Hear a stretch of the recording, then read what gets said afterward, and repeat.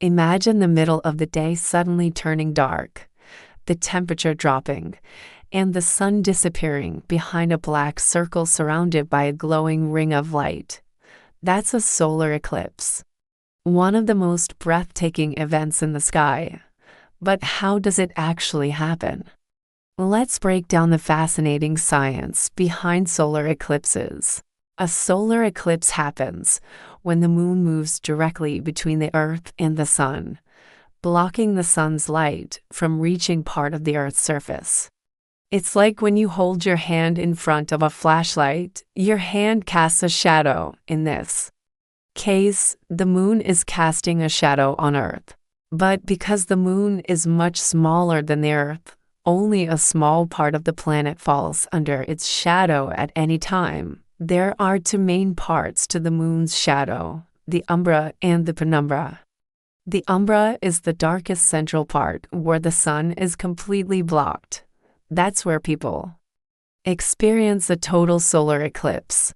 Around it is the penumbra, a lighter shadow where only part of the sun is covered, creating a partial eclipse.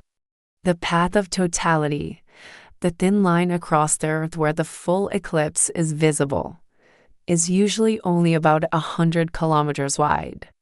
You might wonder how such perfect alignment happens. The moon orbits Earth once every 27 days, and Earth orbits the sun once every year. The moon's orbit is tilted about 5 degrees relative to Earth's orbit around the sun. Because of that tilt, most of the time, the moon passes slightly above or below the sun when viewed from Earth. But on rare occasions, everything lines up perfectly. That's when an eclipse occurs. There are 3 main types of solar eclipses: total, partial, and annular. In a total eclipse, the moon completely covers the sun, and day briefly turns into night. You can even see the sun's outer atmosphere, called the corona, which usually isn't visible. In a partial eclipse, the moon only covers part of the sun, creating a crescent shape. In an annular eclipse, the moon is slightly farther from Earth, so it looks smaller and doesn't cover the sun entirely. Instead, you see a bright ring of sunlight around the moon, often called the ring of fire. Solar eclipses don't last long. The total phase usually lasts only a few minutes. But the entire event, from the first shadow to the last, can take a few hours. Despite their short duration, they have fascinated humans for thousands of years. Ancient civilizations often saw eclipses as mysterious or even frightening, believing they were signs from the gods. Today, we understand them as predictable cosmic alignments that follow precise mathematical patterns. Watching a solar eclipse is an unforgettable experience. But it's also important to view it safely. Looking directly at the sun, even during an eclipse, can damage your eyes. The only time it's safe to look without protection is during the brief totality phase.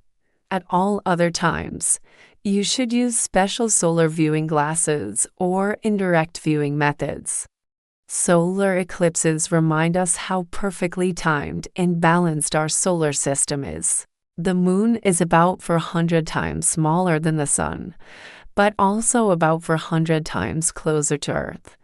That's why it can appear almost exactly the same size in the sky. It's an extraordinary coincidence that allows us to witness such stunning celestial events. So, the next time a solar eclipse is visible from your part of the world, make sure to step outside and experience it safely.